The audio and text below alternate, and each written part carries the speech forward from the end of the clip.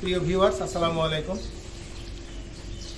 আপনাদেরকে আমি প্রায় মাঝে মাঝে কিছু বাংলাদেশের বিভিন্ন কর্নারে কিভাবে আমাদের দেশ ধীরে ধীরে ডেইরি ফার্ম বা গবাদি পশুকে ধীরে ধীরে তাদের জাতের উন্নয়ন ঘটিয়ে আমরা আস্তে আস্তে যে সামনে এগোচ্ছি, এবং এই এগোনোর পিছনে যারা অত্যন্ত নিভৃতে এই কাজগুলি করে যাচ্ছেন তার মধ্যে এক নম্বরে এখন আছে বাংলাদেশে প্রায় 7 বা 8 বছরের পুরাতন একটি ডেইরি ফার্ম।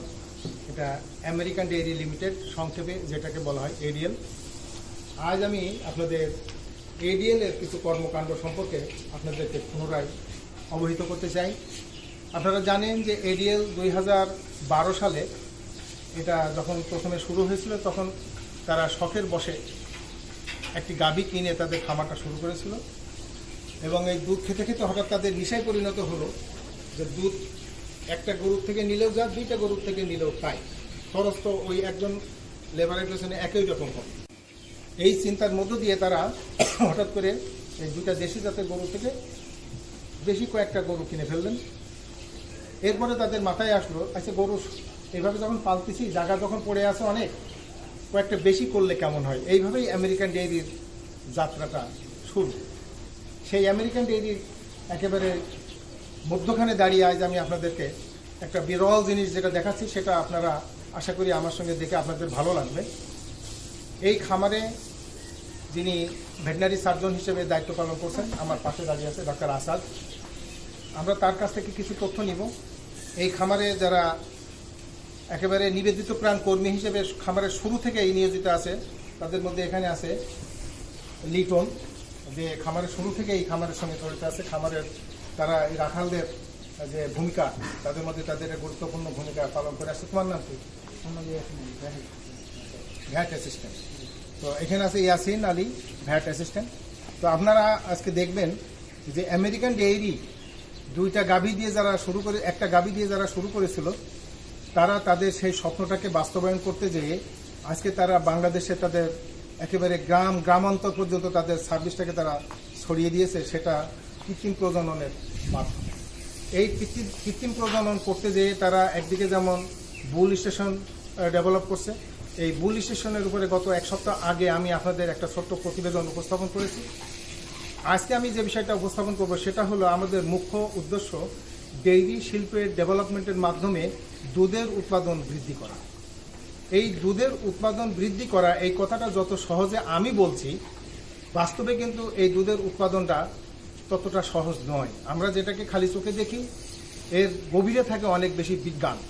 সেই বিজ্ঞানের ভিত্তিটা কি, সেই সম্পর্কে আমি একটা কথা বলব। আপনারা খেয়াল করেন যে জায়গাটায় আমি দাঁড়িয়ে আছি, এই যে জায়গাটা মাঝখানে, এটা কিন্তু পশুদের খাওয়ার জায়গা। তো আমি বারবার একটা কথাই বলি যে পশুকে কেন আপনি ডাইনিং টেবিল সর্বস্ব উঁচু জায়গায় খাওয়াবেন।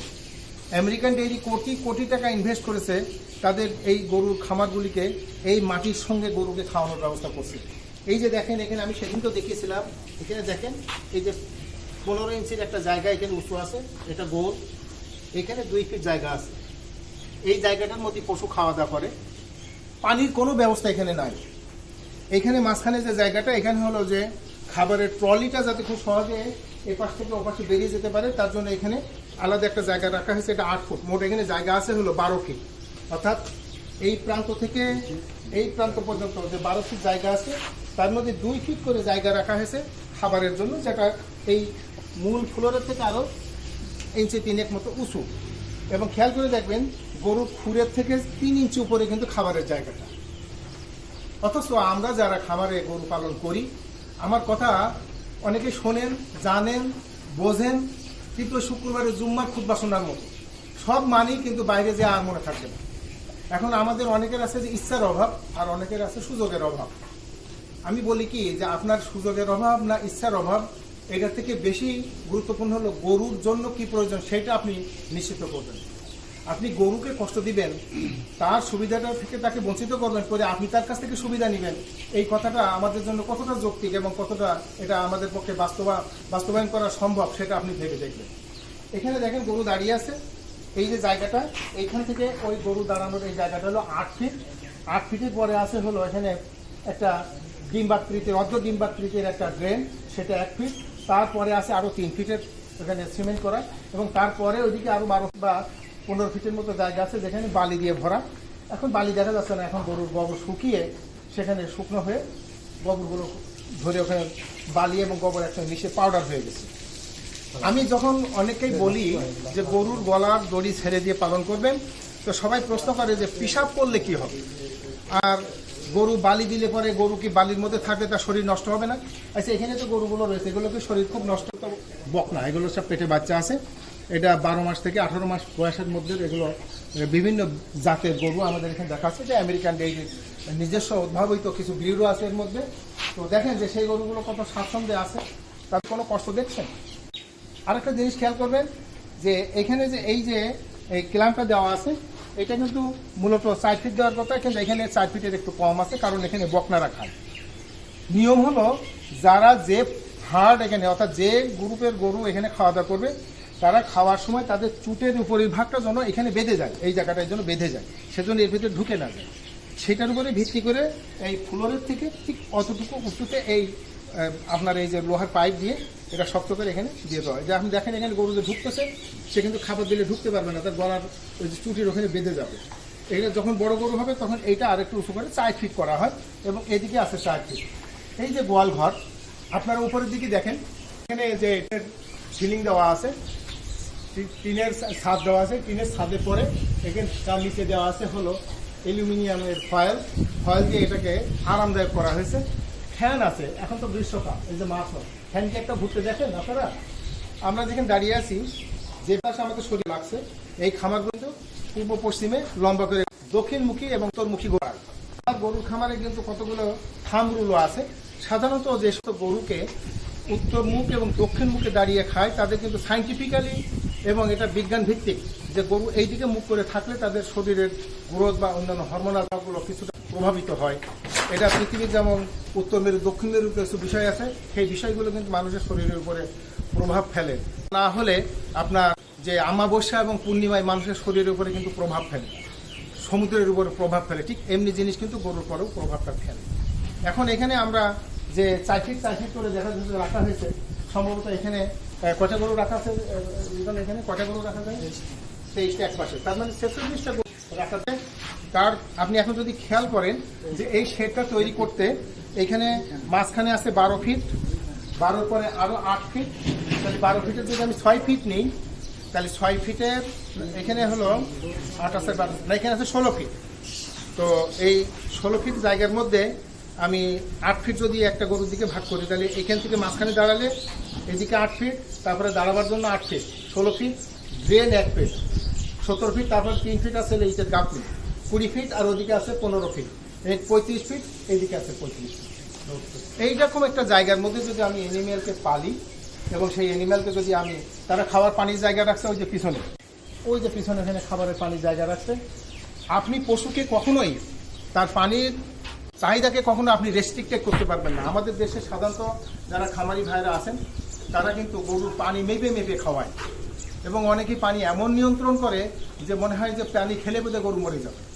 কিন্তু বলা হয়েছে যে একটি পশু 24 ঘন্টায় যে পরিমাণ পানি খাবে, এই পানি যেন সে নিজে সহজে খেতে পারে সেই ব্যবস্থা রাখা হবে উন্মুক্ত। খাবার দিবেন হিসেব করে, একটা গরুর দৈহিক ওজনের ভিত্তিতে কিন্তু খাবার নির্ধারণ করা হয়। তার আবার বকনা গরুর জন্য আছে, তারপরে আছে যেমন দুধের গরুর খাদ্য তালিকা, তারপরে বাছুর যারা মায়ের দুধ খায় তাদের একটা খাদ্য তালিকা আছে, মায়ের দুধ খাওয়ার সাথে সাথে গ্রোয়ার্স। তারপরে আছে যারা ড্রাই কাউ, অর্থাৎ দুধ হচ্ছে না, পেটে বাচ্চা আছে, তাদের একটা খাদ্য তালিকা আছে। ষাঁড়ের জন্য আলাদা আলাদা খাদ্য তালিকা আছে। এগুলো সব একটা খাবারের হিসেব, তার বডির দৈহিক ওজনের চাহিদার ভিত্তিতে মেগাজুল, এই হিসেব করেই কিন্তু গরুকে খাদ্য দেওয়া হয়। কিসের মেগাজুল? যারা কচুরিপানা খাওয়ায়, যারা শুধুমাত্র শুকনো খড় খায়, তার আবার মেগাজুলের হিসেব, তার তো কোনো জলই নাই, তার মেগাজুল কি? তার মানে আমরা এই বিষয়টাকে আদৌ কখনো গুরুত্ব দিচ্ছি না, অথচ এটাই কিন্তু সবথেকে গুরুত্বপূর্ণ জিনিস আমাদেরকে বিবেচনা করা উচিত। এখানে আমি দেখেন এই পুরো খামারটা ঘুরিয়ে যদি দেখাই আপনাদের, যে এই দিক থেকে পুরো ক্যামেরা দিয়ে যদি দেখা হয়, কত গরুর খামার এখানে কোনো জায়গায় কোনো দেওয়ালের ব্যবস্থা আছে? যেটা আছে মূল প্রাচীর খামারের, সেই মূল প্রাচীর বা যা ভেতরে যা দেখছেন কোথাও গরুর একটা প্রাচীরের কোনো ব্যবস্থা কিন্তু এখানে রাখা। এই এটা আমরা তথ্য নিব ডাক্তার আসাদের কাছ থেকে। আমি জেনারেল ভূমিকা আপনাদেরকে দিয়ে ডাক্তার আসাদের কাছে যাব। এখন বলি যে আপনারা প্রায় আমাকে জিজ্ঞাসা করেন যে দুধের গরুর খাদ্যের একটা তালিকা আমরা কিভাবে এটা করতে পারি। ভাই আসেন, আপনি আমার কাছে আসেন। আপনি তো খামার দেখতে এসছেন। আমরা ওই যে ভাইয়ের সঙ্গে কথা বলি, উনি আছেন জনাব নজরুল ইসলাম। উনি একজন ব্যবসায়ী মানুষ, উনি অত্যন্ত সচ্ছল ব্যক্তি, আল্লাহ পাক ওনাকে অনেক ভালো রেখেছেন। তারপরে ওনার মূল ব্যবসার পাশাপাশি উনি এই গরু পালনা ওনার যেমন একটা শখ, এই শখের মধ্যে দিয়ে উনি আস্তে আস্তে এগোতে চাচ্ছেন। উনি ব্যবসা করেন নারায়ণগঞ্জে, ওনার বেশ কিছু ভালো ভালো গরু আছে এবং ওনার মূল বাড়ি হলো কুষ্টিয়াতে। এখন ইনি এই খামার দেখতে এসেছেন যে এখানে কীভাবে গরু, ভালো ভালো বকনা গরু কীভাবে তৈরি হয়, এবং ওনার মনের ভিতরে একটা ইচ্ছা হয়েছে যে এখান থেকে কোনো গরু সংগ্রহ করা যায় কিনা। সংগ্রহ করা যাক আর না যাক, ওনার যে একটা ইচ্ছা, সেই ইচ্ছাটা উনি পূরণ করার জন্য এখানে এসেছেন। আজকে উনি এই খামারটা দেখছেন। এই খামার দেখে আপনার কাছে কী মনে হচ্ছে আপনি বলেন? এই ব্যবস্থাপনা অত্যন্ত সুন্দর এবং খুবই ফাইন। এই ব্যবস্থাপনা আসলে এটা দেখার মতো এবং শিক্ষণীয়। ভাই এখানে তো কোনো দেওয়াল নেই গরুর খামারে, মাছিতে কামড়ায় না এদের? মাছি কি আপনি দেখছেন কোনো? না, কোনো মাছি দেখতেছি না, এখানে কোনো মাছি তো নাই, মাছি নাই। আর গরু আপনারা বলেন যে গরু বৃষ্টি হলে, বাদল হলে, তারা ঝড় ঝঞ্ঝা হলে কি হবে? তাহলে এই গরুগুলোর এত এদের গতি কি? আপনার কি ধারণা যে বৃষ্টি বা ঝড় বাদলের সামনে এখন আমাদের প্রায় কাছে চলে এসেছে, তো সেখানে কি এই গরুগুলো বৃষ্টি ঝড়ে কি খুব ক্ষতিগ্রস্ত হবে বলে? না, কোনো ক্ষতিগ্রস্ত হবে না। আরো সুন্দর বৃষ্টি যখন হবে, গরুগুলা সুন্দর মতো বৃষ্টির পানিতে আরো গোসল করবে, আবার মানে ঘোরাফেরা করবে, আরো ভালো লাগবে। আর খাওয়া দাওয়ার ব্যবস্থা যে পানি দিয়ে খাওয়াচ্ছে না, যে এতে গরু গলায় খাবার বেঁধে যায় না? না কিন্তু আপনার আসার এখানে আসার আগে যে ধারণা ছিল সে সম্পর্কে আপনি কিছু বলেন? না, আগে এখান থেকে এখানে আসার আগে আমার যে ধারণা ছিল সম্পূর্ণ ভুল ধারণা। এখানে আসার পরে দেখতেছি আসলে এটা খুব সুন্দর একটা ব্যবস্থাপনা, এবং এইভাবে গরু লালন পালন করলে গরু রিল্যাক্স হয়, গরুটা খুব আরামদায়ক ফিল করে, এবং এখানে থাকলে গরুর দুধও বেশি হবে। মুদ্রা কথা হলো যে পশুর আরামকে নিশ্চিত, তাই না? এখানে খাদ্য যেমন তার দিতে হবে নিয়ন্ত্রিত, আমি চাইলেই তো তার সারাদিন খাইতে দিতে পারি না। তো কেমনে খাদ্য খাওয়াই, এটা আমি এখানকার যারা দায়িত্বে আছে তাদের কাছে বলবো। আমি জেনারেল কনসেপশন যেটা, সেটা হলো যে আপনার গরুকে আরামকে আগে নিশ্চিত করতে, এর কোনো বিকল্প নাই। এখন যারা বাংলাদেশে আমাদের শিল্পপতিরা, আগে যারা গরু ঘাপ দেওয়া যেমন গরু দূর থেকেও দেখতেন না, এই ধরনের মানুষ কিন্তু খামার করছে, এটা অত্যন্ত আশার কথা। কিন্তু আশার সাথে দুঃখের কথা হলো, আমি কয়েকদিন আগে সিলেট বিভাগে গেছিলাম, সেখানে যে দুরবস্থা দেখে এসেছি গরুগুলোকে জেলখানার ফাঁসির আসামিও মনে হয় এত কষ্টের মধ্যে থাকে না। দুই পাশে খুঁটির সাথে টানা দিয়ে এমন শক্ত করে বেঁধে রাখা হয়েছে যে গরুগুলো এদিকেও ঘাড় নিতে পারে না, এদিকেও ঘাড় নিতে পারে না। তারপরে মাশাআল্লাহ তারা খাওয়াচ্ছিল কচুরি পানা। বলে আমাদের গরুর খাবারের ব্যবস্থা আমরা করতে পারি না, সাইলেজ দিতে পারি না, যে কারণে আমরা খাওয়াইতেছি কচুরি পানা। এই সংকট কচুরি পানা সংক্রান্ত বিষয়ে নারায়ণগঞ্জেও কিছু খামারি কিন্তু একসময় খাওয়াতেন। নারায়ণগঞ্জে অনেক কচুরি পানা অনেক খামারি খাওয়ায়, কিন্তু প্রচুর পানার মধ্যে কিছু থাকে না। আর তারপরে নারায়ণগঞ্জে তো পানি দূষণ, ডাইংয়ের কেমিক্যাল মিশানো পানি, এই পানির মধ্যে কচুরি পানা খাওয়ালে তো আরোই ক্ষতি হবে গরু। কচুরি পানার জন্য যে ডাইংয়ের কেমিক্যাল, এটা গরু দুধের ভিতরে। আমি তো অনেক সময় সত্য বললে কিন্তু অনেক গুসা করে, কিন্তু সত্য বলতে হবে, কারণ সাবধান হতে হবে। সত্য বলে শিল্প ধ্বংস করা আমাদের উদ্দেশ্য। যারা কষ্ট ঢুকে না, আপনার নিজেকেও নিজে ধ্বংস করছে, এটা মনে রাখবেন। দয়া করে গরুকে ঠকাবেন না, গরুকে ঠকিয়ে আপনি বড় হতে পারবেন না। তাহলে এখন আমরা মূল এখানকার যে কর্মকর্তারা আছেন তাদেরকে বলি, ঘর করা কি ডাক্তার আসান? ঘরের চতুর্দিকে ঘরটা খোলা, যাতে করে এয়ারেশন ঠিক মতো হয়। যদি বদ্ধ ঘর হতো তাহলে তার পোশাক পায়খানা থেকে যে অ্যামোনিয়া গ্যাস হতো, ফলে তার মিথেন গ্যাসের ফলে তার চোখে পানি আসতো, শ্বাসকষ্ট হতো। ওপেন সেট এবং সেমি কিছু খোলা জায়গা আছে, যাতে করে সে খাবার শেষে ওখানে গিয়ে রেস্ট করতে পারে, রিল্যাক্স করতে পারে, খাবার দিলে এখানে আসতে পারে। যখন ঝড় ঝঞ্ঝা বৃষ্টি বাদল মুষলধারে বৃষ্টি নামে, তখন কি গরুগুলো হয় কি শেডের মধ্যে এসে দাঁড়ায়, না তারা বৃষ্টির মধ্যে কিছু এলে সে রেস্ট করে, আর ম্যাক্সিমামই তারা বাইরে বৃষ্টির মধ্যে ঘোরাফেরা করে, এনজয় করে, ওখানেই থাকে। মানে গরু কিন্তু বৃষ্টি এনজয় করে ছোট বাচ্চাদের মতো, এবং এতটাই এনজয় মনে হয় যে একেবারে তার জান আছে কিনা, মানে চুপচাপ দাঁড়িয়ে থাকে বৃষ্টির মধ্যে। অঝরে বৃষ্টি হচ্ছে, শীতে সমস্যা হয় না? শীতে কোনো সমস্যা। আমাদের দেশের অধিকাংশ খামারি আমাদের প্রশ্ন করেন গরুর ঘর যদি এভাবে আলগা করে খায়, বাবা তুমি এখানে কোনো জায়গায় পর্দা দেওয়ার মতো জায়গা আছে ঘরের? পর্দা দেওয়ার মতো কোনো ব্যবস্থা আছে? তাহলে এদের 3টা প্রশ্ন আমার কাছে করে। শীতকালে কি হবে? মশা মাছি এদেরকে খাইলে রক্ষা করা যাবে। খামার 50 বিঘা জায়গায় প্রায় 30 মার করা। এই 50 বিঘা জায়গার মধ্যে 30 বিঘা যেখানে গরুর খামার, সেখানে তো কোনো একমাত্র বাইরের সীমানা প্রাচীর ছাড়া আর কোথাও তো কোনো প্রাচীর নাই। তাই মশা এবং মাছি এই গরুগুলোকে ভরে নেয়নি নাকি? এবং তাদের এই যে বৃষ্টি বাদলের দিন তাদের তো কোনো রকমের আলাদা কোনো security করা হয়। তাহলে তাদের এখানে পানি ভাবে খাওয়ানো হয়। এখানে দানাদার পানির খাবার পাতা, তার দানাদার খাবারের জায়গায় সেখানে খাবার খাবে, আর পানি থাকবে 24 আওয়ার প্রবেশন থাকবে, অর্থাৎ তার যখন মন চাইবে তখন সে ওখানে যে ক্লিন এবং ফ্রেশ ওয়াটার যদি থাকে সেখানে পানির আলাদা ব্যবস্থা করা আছে। খাওয়ার সময় গলায় বেঁধে যায় না? না, আসলে আমরা তো ভাত পানি দিয়ে মাখাই কম খাই না, পানি এক্সট্রাভাবে খাই। এই কারণে আসলে এটা রং কনসেপ্ট। খাইতে গেলে তারপর দানাদার খাবার যদি দানাদার শুকনো অবস্থায় খায় তাহলে তার স্যালাইভেশন বেশি মিশ্রণ হবে, তার ডাইজেশনটা হেল্প হবে আর কি। আর যদি পানির সাথে মিশিয়ে দেওয়া হয় তারপর নাক চুবাই খাইতে হবে, খাইতে কষ্ট হবে এবং স্যালাইভার কমিশন হবে, তার হজমের প্রবলেম হবে। লিটনের দিকে আসো। পালের গুদা লিটন আসলে একসময় কাছে আপনারা জানেন যে আমি আমেরিকান ডেইরিতে সময় 14 মাস এখানে আমি এই খামারের ব্যবস্থাপনা বিষয়ক কর্মকাণ্ড দেখাশোনা করতাম। সেই সময় থেকে লিটন তারও আগে থেকে এই খামারে এসেছি। তোমরা তো একসময় বাছুর দিয়ে দুধ দোয়ান করতে এই খামারে। আমরা যখন দুধ বাছুর ছাড়া দোয়ান করতে হবে এই কথা যখন বললাম, তখন তোমরা 30 জন মানুষ কিন্তু একসঙ্গে খেপে উঠলে যে না, এই খামারের দুধ একেবারে টোটালি ধ্বংস হয়ে যাবে। এখন কি বাছুর ছাড়া দুধ দোয়াও না বাছুর দিয়ে দুধ দোয়াও গরুকে? বাছুর ছাড়া দুধ হয় তাতে? আগে কি হতো যখন যখন তোমরা এখানে শুরু করছিলে তখন তো বাছুর দিয়ে গরু পানাইতে, এখন তো গরু বাছুর ছাড়াই পানাও, তাতে 16 আনা দুধ হয় গরুর। আগে হতো না? আগে হতো। তো তোমরা যখন আমরা প্রথমে চালু করতে চাইছিলাম তখন তোমরা তো এটা চালু করতে রাজি হবে। এখন সারা বাংলাদেশে অধিকাংশ জায়গায় কিন্তু যারা খামারে রাখালের দায়িত্ব পালন করে তাদের বেশিরভাগই হলো শাহজাদপুর বাড়ি, এবং এরা ট্র্যাডিশনালি গরু পালন করা কিন্তু তারা 35 সূত্রে শিখে আসে। তো লিটনের বাড়ি কোথায়? পাবনা ফরিদপুর থানা, তার মানে সেই পাবনাই তো পাশে। তো তোমাদের দেশে গরু কি বাছুর দিয়ে দুধ পানায় না হাত দিয়ে দুধ পানায়? এই বাছুর দিয়ে দুধ পানাইলে ক্ষতি না স্যার, ভালো করে কি হয়? মানে গ্রামে তো আর এইভাবে সিস্টেম উলান খোলা রোগ হতো। আমরা বলতাম যে বাছুর দিয়ে দুধ দোয়াইলে উলান খোলা রোগ হয়। তারপরে বাছুর কতটুকু খাবে সেটাও তো আমরা জানতে পারি না। এটা জানা যায় না। তা এখন কি এই খামারে বাছুর দিয়ে যখন থেকে দুধ দোয়ানো শুরু হলো, বাছুর ছাড়া 2014 সাল থেকে, তারপরে থেকে কি খামার ভালো আছে না মন্দ আছে? এখন ভালো। আগে যখন এখানে উলান খোলা রোগ বেশি হতো না? আমি যখন এখানে ছিলাম তখন রোগ বেশি হতো। কেন উলান খোলা রোগ বেশি বলো? আর তখন কি গরুর গলায় দড়ি ছিল না দড়ি খোলা ছিল? দড়ি ছিল। দড়ি ছিল। আর এখন দড়ি খোলাতে গরু মারামারি করে না? মারামারি তো স্যার ওটা জানা যায় না। ওটা হলো খেলাধুলা করার মতো মারামারি। এখন আমাদের এখানে ডাক্তার আপনার কাছে জানতে চাচ্ছি, আমেরিকান ডেইরি তো অনেকগুলো নিয়ে কাজ করছে। তাদের একাধারে যেমন বীজের উৎপাদন করছে, অনেক জাতের উন্নয়ন করছে।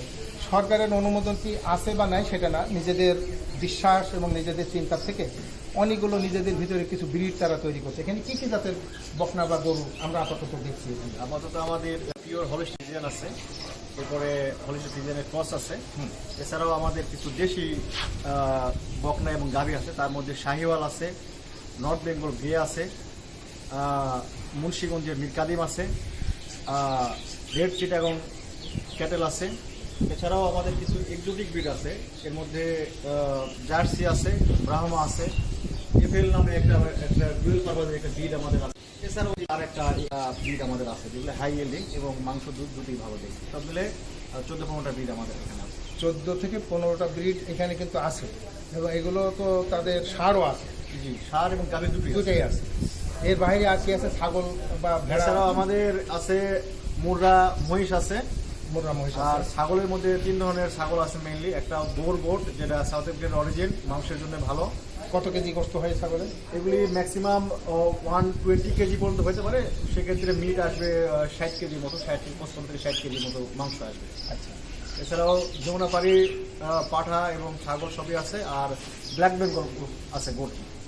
আচ্ছা আর ভেড়ার মধ্যে আছে 4 ধরনের ভেড়া, এর মধ্যে দুটো দুম্বা দুটো ভেড়া। একটা হচ্ছে পার্সিয়ান, যেটা হচ্ছে ফ্যাট রাম, আর আওয়াসি হচ্ছে ফ্যাট কে, এই দুটো দুম্বা। আর দুটো শিপ আছে, একটা অস্ট্রেলিয়ান হোয়াইট আর একটা ব্ল্যাকের দরপা। এই দরপা ভেড়া এখন কয়টা আছে? দরপা ব্ল্যাকের দরপার আমাদের আছে এখন 85, আর বোয়ার কোট বরকোট আছে 600। 600। এগুলো কি দুধ দেয়? দুধ আমরা দুধ দেয়, বাট মিল্ক কালেকশন করি না, এটা আমরা তাদের বাচ্চা কিন করে সরাসরি। বাচ্চা এটা কতদিনে কি পরিমাণ তাদের এভারেজ গ্রোথ রেট? এখন আমাদের গতরে কিছুটা ভেরিয়েশন আছে, তো উইনিং এর আগ পর্যন্ত, দুধ ছাড়ানোর আগ পর্যন্ত এটা পার ডেতে একটা ভালো মানের বাচ্চা যদি কোনো কারণে অসুস্থ না হয় সেক্ষেত্রে 200 গ্রাম পর্যন্ত বাড়ে পার ডেতে। এটা কিন্তু খুব চারটেখানি কথা না, ছাগলের 200 গ্রাম পার ডে ওজন বৃদ্ধি আর করে। আমাদের ব্ল্যাক বেঙ্গল 40 থেকে 50 গ্রাম, এবং ভেড়ার গ্রোথ আরো বেশি। আমরা দেখছি যেটা উইনিং এর আগ পর্যন্ত 360 গ্রাম পর্যন্ত পাইছি আমরা। বাংলাদেশের কৃষক যারা ছাগলের খামার বা ভেড়ার খামার করতে চান তাদের তাহলে আমরা কোন ধরনের পরামর্শ দেব? তারা কি ভেড়ার দিকেই বেশি ঝুঁকে যাওয়া উচিত না ছাগলের দিকে বেশি ঝুঁকে যাওয়া উচিত? আসলে আমাদের দেশে ছাগলের মতো ভেড়ার মাংস হয়তো বা এখনো মানে ফিমেলারাইজ হয় নাই, তো ডেফিনেটলি এটার মাংস অনেক ভালো হবে। আর আমার অভিজ্ঞতা থেকে, আমার এখানে ছাগল এবং ভেড়া পালনের ক্ষেত্রে 2-3 বছর ধরে আমি যুক্ত আছি, সেক্ষেত্রে আমি যেটা দেখেছি আর কি, ছাগলের চাইতে ভেড়ার রোগ প্রতিরোধ ক্ষমতা অনেক বেশি, এবং এদের ফিডিং, এরা ওই ছাগলের মতো চুজি না, মোটামুটি একটা ঘাস হলেই তারা ভালো খাইতে পারে। তাদের বাচ্চার যে মর্টালিটি এটা অনেক কম, এবং এদের ফার্টিলিটিও আলহামদুলিল্লাহ ভালো। সেক্ষেত্রে আমার মনে হয় যে যদি বাংলাদেশের মানুষ যদি বেশি পরিমাণে ভেড়ার মাংস খায়, সেক্ষেত্রে ভেড়া পালনটা আমার মনে হয় ছাগলের লাভজনক আমার দৃষ্টিতে মনে হয়, বিকজ এদের সাস্টেইনেবিলিটি আমার বেশি মনে হয়েছে। ভেড়ার মাংস আমরা কিন্তু সজ্ঞানে খাই না, অজ্ঞানে খাই। অর্থাৎ ছাগলের মতো টুকটুক টুকটুক করতে করতে বাজারে ঢুকছে ভেড়া হয়ে, কিন্তু সবাই বাড়িতে চলে যাচ্ছে সে ছাগল হয়ে। তার মানে আমরা জেনে শুনে কেউ ভেড়ার মাংস খাচ্ছি না, কিন্তু ভেড়ার মাংস সবাই প্রতিদিনই খায়। খাসি যারা বাজার থেকে খাসি বলে কিনছি, প্রকারান্তে তাদের প্রায় 30% কিন্তু আমরা ভেড়ার মাংস খাই, কিন্তু জেনে শুনে খাই না। বাট ভেড়া কিন্তু স্বাস্থ্যসম্মত, কোলেস্ট্রল কম, সুস্বাদু মাংস। সারা ইউরোপে কিন্তু কেউ খাসির মাংস বোঝে না, তারা মাটন বোঝে, তারা ভেড়ার মাংস খেতে পছন্দ করে। এই জন্য ভেড়া আমাদের দেশে এই মুহূর্তে মনে করবো যারা উদীয়মান খামারি শিল্পপতি, তারা দ্রুত এই ভেড়ার চাষের দিকে এগিয়ে যেতে পারে। কারণ ভেড়ার একটা গুরুত্বপূর্ণ খাবার, তারা সাইলেজ খেতে পারে, এবং তারা খুব সহজেই বা যেখানে সেখানে তারা ঘাস খেতে পারে, চড়ে ফিরে পেট ভরে আসতে পারে, যেটা ছাগল পারে না। কারণ ছাগল হলো চুজি, ছাগল অত্যন্ত শৌখিন এবং অনেকটা বলতে পারেন যে স্মার্ট। আমাদের যুবকরা যেমন ক্যাতাদুরস্ত, বড় লোকের ঘরের সন্তানরা যেমন ক্যাতাদুরস্ত হয় স্মার্ট পোশাকে আশাকে, ছাগলের অবস্থা অনেকটা, যদিও ছাগল বলে আমরা অনেকে গালি দিই, কিন্তু ছাগল কিন্তু আসলে খুব চুজি এবং স্মার্ট অ্যানিমাল। সে সহজে এবং সংবেদনশীল, তার ফুসফুস খুবই ফ্রেজাইল, অল্পতেই অসুস্থ হয়ে পড়ে, কাশি হয়, ঠান্ডা লাগে। ভেড়া সেই ক্ষেত্রে অনেক দূরে। যাই হোক, আমরা যেটা বলছিলাম, আর পশু এখানে যে শেডগুলো করা হয়, শেডগুলো করা আপনারা দেখেন, আমি বারবার একটা কথাই আপনাদেরকে বলার উদ্দেশ্য একটাই, সেটা ভাই আপনারা যদি ভালো থাকেন, আপনাদের ভালো থাকাটা আমাদের সাকসেস। আমরা 2-4 জন এই সেক্টরে যারা আপনাদের কাছে তথ্য তুলে ধরি, কাউকে কোটিপতি বানানোর দায়িত্ব তার আমি নিতে পারবো না, তবে আপনারা যাতে ভালো থাকেন, আপনারা যাতে আপনি যেন আপনার টাকাটা লগ্নি করে আপনি যেন টিকে থাকতে পারেন, সেইটা আমাদের উদ্দেশ্য। এই টিকে থাকতে যেয়ে বিজ্ঞানকে অস্বীকার করে কিন্তু আপনি এই পথে টিকে থাকতে পারবেন না। যদি তাই হতো তাহলে আমাদের এই যে এরিয়াল, যেটা এখন এই একটা করে, আমরা যখন এখানে কাজ করি তখন 10টা শেড ছিল, এখন শেডের সংখ্যা কত? এখন টোটাল শেডের সংখ্যা 17টা। তার মানে একসময় পুরনো যে শেডগুলো কেন ছিল, সেই শেডগুলো সম্পূর্ণ ভেঙে ফেলা হয়েছে, ভেঙে ফেলে সম্পূর্ণ নতুন করে এইভাবে খোলামেলা শেড করা হয়েছে, যেখানে কোনো রকমের বংশ নাই। এবং এই যে জায়গাগুলি খালি জায়গার মধ্যে দেখেন পশু এই রোদের মধ্যে, এই যেমন মার্চ মাসের আজকে হলো 18 তারিখ, এখানে গরুগুলো রোদের মধ্যে শুয়ে আছে, কই তাদের কোনো রকম দেখেন। অথচ এই গরুটাই আপনি এখানে দড়ি দিয়ে রাখেন, 1 ঘন্টা পরে দেখবেন যে প্রত্যেকটা গরুর মুখ দিয়ে লালা বেরোচ্ছে, তারা হাঁপাতে থাকবে। কি লিজন, এখন কি গরু হাঁপায় না? কেন হাঁপায় না? এখন ছাড়ি দেওয়া আছে, ভালোভাবে থাকতে পারে। আগে তো গরু গোয়াল ধোয়া আর গোবর পরিষ্কার করতে করতে জান চলে যেত, এখন কি সেই কাজ করা লাগে? এটা তো স্যার করতে হবে, কাজ করতে হবে, কিন্তু আগে থেকে কাজ কমছে না বেশি? একটু কম না। মানে আগে যে হরকত হতো, সেই হরকত কিন্তু এখন কমে গেছে। এই যে হরকত কমে যাওয়ার পেছনে কারণ কিন্তু শেড ব্যবস্থাপনা। খামারি ভাইরা আপনারা মনে রাখবেন, খামারের সাকসেস কিন্তু খামার ব্যবস্থাপনার মধ্যে। চিকিৎসা হলো 10, আর ব্যবস্থাপনা হলো 90, এই মিলে হলো 100। এর মধ্যে আবার খাদ্য ব্যবস্থাপনা। আমি যে কথাটা বলে শেষ করব সেটা হলো, ধরেন আপনার একটা গরু 10 কেজি দুধ দেয়, এই গরুটার ওজন যদি 300 কেজি হয়, এর একটা খাদ্য ব্যবস্থাপনা কি হবে, দানাদার খাদ্য কি হবে, আর এর গ্রিন ফডার কি হবে, এইটা যদি আমি সহজে বোঝানোর চেষ্টা করি, একটা থাম রুল, অনেক রুল আছে, অনেক নিয়ম কানুন আছে। সাদামাটা কথা হলো, এই 10 কেজি দুধ দেয়, 300 কেজি ওজন, এই গরুটার প্রতিদিনের রিকোয়ার্ড এনার্জি কত। মানুষের ক্ষেত্রে যেটাকে বলা হয় কিলো ক্যালোরি, গরুর বেলায় সেটাকে বলা হয় মেটাবোলাইটস মেগাজোল এনার্জি, তাই না? Metabolites energy megajoule. তো হলো এই মেগাজোল মেটাবোলাইটস এনার্জিটা হবে প্রতি 100 কেজি দৈহিক ওজনের জন্য লাগে 10 মেগাজোল। আরেকবার বলি, একটা গরু ধরেন এইটার ওজন 300 কেজি, আমি ধরলাম এটা বকনা গরু, তো এর ওজন 300 কেজি যদি হয়, তাহলে ওকে মেনটেন করতে প্রতিদিন ওর প্রতি 100 কেজি দৈহিক ওজনের জন্য এনার্জি লাগবে 10 মেগাজোল। আর ওর ওজন যদি 300 কেজি হয়, তাহলে 3×10 = 30 মেগাজোল এনার্জি লাগবে এই গরুটা সারাদিনে ভালো সুস্থভাবে বেঁচে থাকবে। আর যদি দুধ হয়, প্রতি 1 লিটার দুধ উৎপাদনের জন্য তার এনার্জি লাগবে হলো 5 মেগাজোল। এখন এই গরুটার যদি 10 কেজি বা 10 লিটার দুধ দেই, তাহলে তার প্রতি 1 লিটারের জন্য যদি লাগে 5 মেগাজোল, 10 লিটার দুধ উৎপাদনের জন্য তার এনার্জি অতিরিক্ত লাগবে হলো 50 মেগাজোল। তাহলে তার শরীরের ওজন যদি হয় 300 কেজি, সেখানে লাগতেছে 30 মেগাজোল, আর এখানে দুধ উৎপাদনের জন্য লাগতেছে তার হলো 50 মেগাজোল। দুইটা মিলে হলো 80 মেগাজোল। এই 80 মেগাজোল এনার্জি আমি সরবরাহ করব কোথা থেকে? আরেকটা জিনিসের প্রয়োজন আছে, সেটা হলো প্রতি 1 কেজি দৈহিক ওজনের জন্য ক্রুড প্রোটিন সেটা লাগে 1 গ্রাম, আর 1 লিটার দুধ উৎপাদনের জন্য ক্রুড প্রোটিন থাকতে হবে খাদ্যের মধ্যে 100 গ্রাম।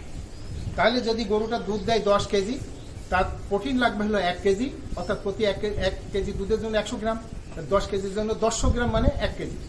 আর যদি ওজন হয় 300 কেজি, তাহলে 300 কেজির জন্য তার প্রোটিন লাগবে হলো 300 গ্রাম। এই 1300 গ্রাম প্রোটিন আপনাকে এনশিওর করতে হবে, এই ধরনের খাদ্য দিয়ে তাকে পালন করতে হবে। আপনি যে কচুরিপানা খাওয়ান আর শুকনো খড় খাওয়ান, এর মধ্যে কয়েক গ্রাম প্রোটিন আছে, দয়া করে হিসেব করে আমাদের বলবেন। তাহলে আমরা আপনাদের কাছে করজোড়ে মাপ চেয়ে আসবো যে এই ভুল তথ্য দেওয়ার জন্য, নাহলে আমার বিরুদ্ধে মামলা করবেন। তবু গরুকে ঠকাবেন না, আমাকে মামলা দেন, আমি তো বিবেকবান। আমি যদি ভুল তথ্য দিয়ে থাকি আমি শুধরে নেব, কিন্তু এই অবলা প্রেক্ষগুলোকে আর ঠকাবেন না। এই যে 1300 গ্রাম প্রোটিন লাগবে, 80 মেগাজোল লাগবে এনার্জি, এটা পাবেন কোথায়? আমরা যে সাইলেজ খাওয়ানোর কথা বলি, কেন ভুট্টা গাছের কথা দিয়ে আমরা আপনাদেরকে উদ্বুদ্ধ করছি। সারা দুনিয়াতে গরুকে খাওয়ানো হয় সাইলেজ বা ভুট্টা গাছের গ্রিন ফডার, কারণ ভুট্টা গাছে প্রতি 1 কেজিতে ড্রাই ম্যাটার বেসিসে প্রোটিন পাওয়া যায় 20 গ্রাম এবং এনার্জি পাওয়া যায় 2 মেগাজোল। তাহলে আমি যদি এই গরুটাকে শুধু ভুট্টার গাছ খাওয়াই, তাহলে ওই 80 মেগাজোল এনার্জি পূরণ করতে হলে সারাদিনে তাকে খাওয়াতে হবে, 24 ঘন্টায় খাওয়াতে হবে কতটুকু? 40 কেজি গ্রিন ফডার বা সাইলেজ। সেটা সে নাও খেতে পারে, তবে আমি তো একবার তার বেঁধে জোর করে খাওয়াবো না। আরেকটা বিষয় কিন্তু আমাদের মনে রাখতে হবে, আমাদের কিন্তু একটা গরুকে প্রতিদিন মিনিমাম 14 ঘন্টা রেস্ট দিতে হবে, যেটার কোনো খবর রাখি না। আমরা সারাদিন তার যদি খাওয়াতে থাকি, তাহলে সে হজম করবে কখন আর জাবর কাটবে কখন? অতএব গরুর ইচ্ছা করলে কিন্তু আপনি খাবার দিতে পারবেন না। 14 ঘন্টা রেস্ট, এবং একটা গরু প্রতিদিন এই যে শোয়া ওঠা করে, কমপক্ষে সে 14 থেকে 16 বার শোয়, 14 থেকে 16 বার ওঠে। এই জায়গাটার মধ্যে যদি গরু বাঁধা থাকে, আর এই 14 বার যদি এখানে শোয়া ওঠা বসা করে, জায়গাটা যদি স্যাঁতস্যাঁতে হয়, ময়লা হয়, তাহলে সে কি উঠবে? উঠবে না। সে কি শুইতে চাইবে না। আর যদি চায়ও তার হাঁটু ছুলে যাবে। যাই হোক, এটা আমি একটু দেখাই। এখন এই 80 মেগাজোল এনার্জি আনতে আপনাকে যদি ভুট্টার গাছ খাওয়ান, তাহলে আসবে 40 কেজি, যেটা আপনার পক্ষে হয়তো সম্ভব হবে না জোগাড় করা। তাহলে আমি কিছু দানাদার দিতে পারি, কিন্তু মনে রাখবেন সারা দুনিয়াতে, বিশেষ করে ইউরোপের কোনো দেশে কিন্তু গরুকে দানাদার খাবার নিয়ে মাথা ঘামায় না। তারা সবাই এই মাঠে গরু ছাড়া আছে এবং তারা ভুট্টা চাষ করছে, সেখানে তারা গ্রিন ফডার চপিং করে দিচ্ছে অথবা সাইলেজ করে গরুকে খাওয়াচ্ছে।